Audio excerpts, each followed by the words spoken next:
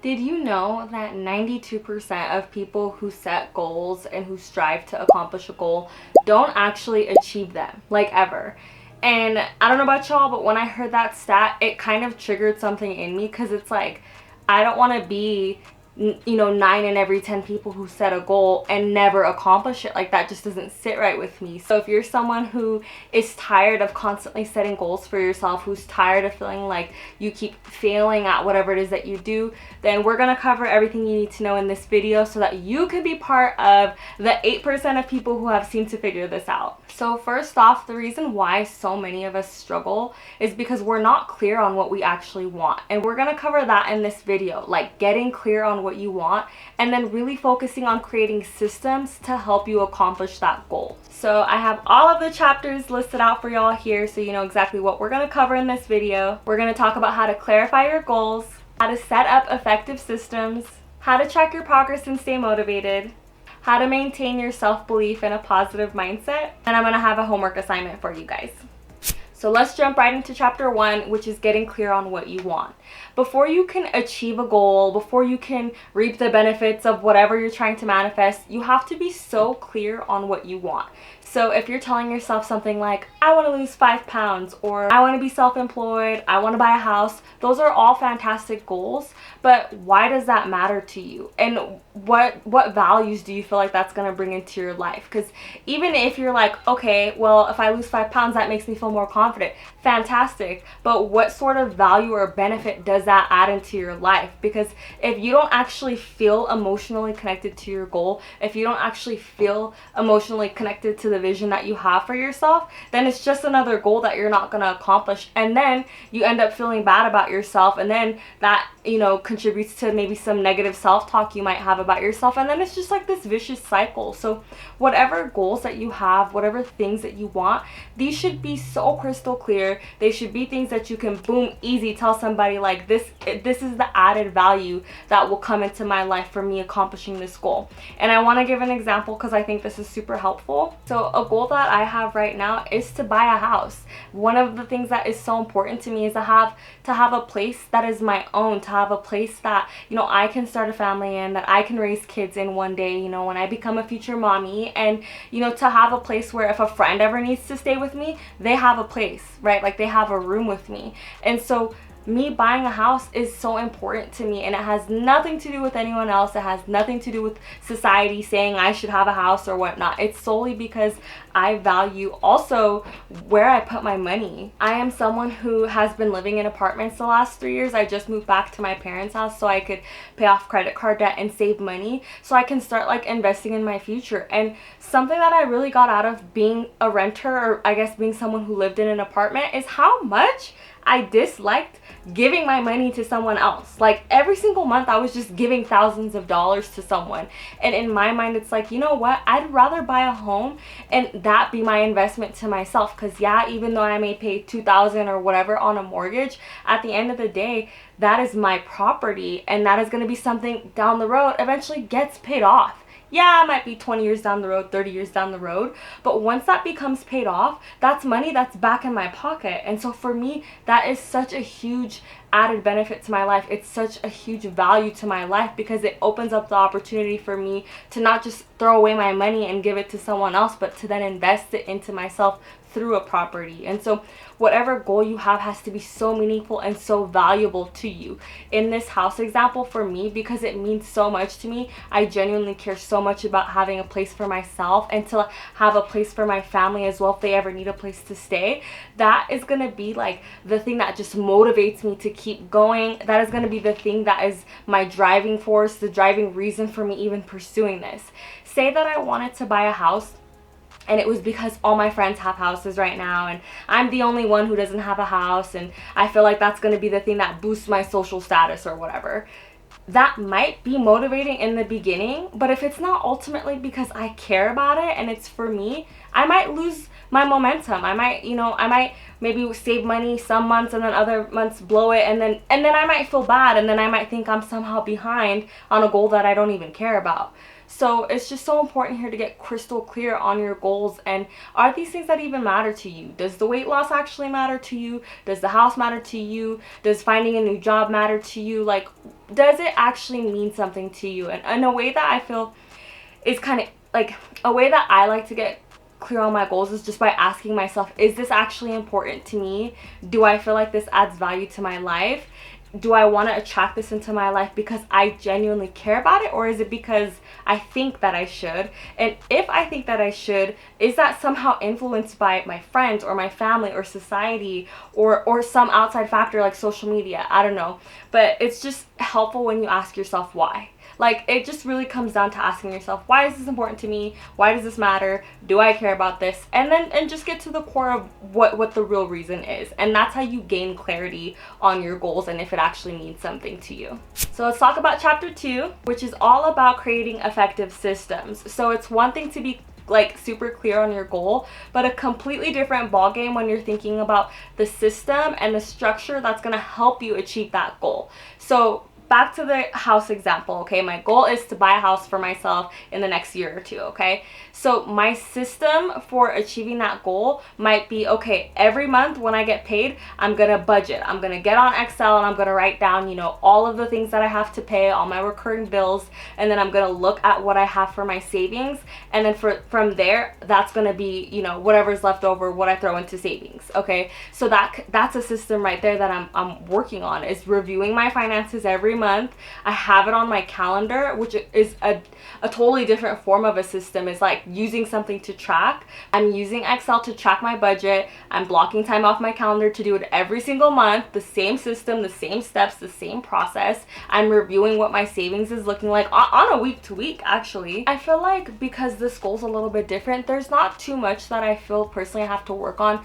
with my systems now. Kind of feels where I'm at in this particular moment pretty straight to the point of like tracking my expenses, saving, paying off debt, and working on improving my credit score. The other thing is too, just like not spending unnecessary money and not just blowing money on things that I genuinely don't need. And that has also helped me as well, of just asking myself, is this something I want or is this something I need right now? And it's okay to like buy things that I want that I don't necessarily need, but that has been a system in and of its own of just like asking myself, do you need this or do you want this, and is this something that can hold off? And that typically does a lot of that time, that genuinely does keep me on track. So that's just with the house example. You just got to figure out what system and structure helps you, and basically it's just the routine. It's going to be like the day-to-day, the week-to-week, and the month-to-month tasks that help you take steps and build that momentum to accomplishing your goal. So if your goal was that you want to maybe lose 10 pounds because you want to be even healthier, and maybe that's because you believe that being healthier is going to make you feel more energetic and happier and more present and more confident in your body, great, fantastic, you have the clarity. So maybe you have the clarity that you need for yourself for it to be meaningful enough. So then maybe your system or your structure is going to bed a little bit earlier so that you can go to the gym in the morning, if you're someone who cares about going in the morning. Or maybe your system is going during lunch. You have an hour lunch break that you can take. There's a gym at your job, or maybe you work from home and so you want to use that hour to go for a walk. Great. That is your system. It's every day or every week at this time, this is when I'm going to do this task, which is going to contribute to the 10 pounds being lost. If you're someone who wants to lose weight, obviously there has to be exercise, right? And there has to be some awareness of what you're consuming and what you're eating. So what's going to be the day-to-day thing that you do? Maybe your goal doesn't even have anything to do with necessarily weight loss. Maybe you just want to start waking up early. Maybe you feel like you're just rushed, like you're rushed in the morning and you don't have enough time. So your system and your structure might be, okay, I'm gonna leave a cup of water by my nightstand. I'm gonna have my outfit ready next to like my bed for the morning. Maybe you shower at night. I don't know, some people like showering at night. Sometimes I do that so that you don't have to in the morning. Maybe that's your routine, and then that way when you wake up in the morning you have X amount of time to just chill or whatever before you start your day. So think about, okay, what are the actions that contribute to a person who has accomplished this goal? And then that kind of helps you get into the flow of, okay, so then I need to do this and I need to do that, and then I can do it at this time and this day of the week, and that will contribute overall and to your long-term goal. So in summary, what are the day-to-day or the week-to-week or the month-to-month habits that you can start building that will help you get from point A to point B. Let's talk about chapter 3, which I love because this is the part that is so motivating, and it's to track your progress. When you see that you're building momentum, it is so encouraging and it just keeps you going because you're like, oh my gosh, like things are paying off and I see that like the fruits of my labor are reaping, and it's just so exciting. So find a method to track your progress. With my house example, what's helping me track my progress is literally my savings. Like I'm seeing my savings every month grow. And even if I didn't track anything else, that to me is a big enough indicator that, oh my gosh, okay, me not spending money on just random shit is contributing to my savings. Me even writing down what I'm spending money on, like when I choose to spend money, I'm keeping track of that as well. And I feel like that gives me an awareness of like where my money goes. And subconsciously, it almost feels like it empowers me in those decisions when things are happening so fast to not spend when I don't need to, because it's like in my mind I know that my savings is growing because I'm seeing it, and it's just encouraging me to keep saving. And then same with my debt. Every month I've been seeing my debt go down and down and down, and it is such a good feeling. So in what way can you track your progress? If it's with the whole fitness thing, maybe tracking your like body measurements, like using a tape measure and not only using the scale, because that's a conversation for another day. I've done that. It's not fun seeing the scale not move, but knowing that you're still making progress. So find different ways. I definitely would say have a couple different ways to track your progress, because sometimes one week maybe you might not see progress, but then in the other method you're using you are, right? So maybe one month my savings didn't grow, but then I see that my debt decreased. That's still progress. So it's so good to have different ways that you're tracking. And it's just like you're doing yourself a favor by doing that. Because at the end of the day, we are only human, and when we're not making progress, it doesn't feel great. But you're only human, and it can be easy to feel discouraged. I'm sure that anyone here, you know, most of us are all our own harshest critic. And so help yourself out so that when you are having those hard days, or if you do have a low day where you're feeling like nothing's working out the way you want, you can look at the method that you're using to track and be like, wait, no, ego, like I am putting in work and I am seeing results and I am improving and I am gaining momentum, and you know what, I'm putting in the work, so it's gonna happen. Which kind of leads into chapter 4, which is all about maintaining self-belief and having a positive mindset. Because you know what, there may be days, there may be weeks where you look at your method of tracking and see nothing changed, and that's when you got to go back down to your core belief and your clarity of why you're pursuing that goal in the first place. Because if there's a day or a week or a month where you're like, damn, nothing happened, I didn't improve, that's when it's so good to go back into yourself and remind yourself, why am I doing this? Like, why am I pursuing X, Y, and Z? Why does this matter to me? And that, more often than not, is going to be the thing that just builds you back up to persevere through the obstacle or the hiccup that you're experiencing with your progress. And I'll definitely say, y'all, like, since moving back to my parents, overall, on a month-to-month, my savings has grown, my credit card has decreased, my debt. But there has been a couple of moments and a couple of, like, moment of time in the last 6 months where I didn't save the way that I wanted to, or where I barely saved, or where I, like, my credit card debt barely, when I say barely, I mean like went down by like $50, because that was all I was able to contribute that month.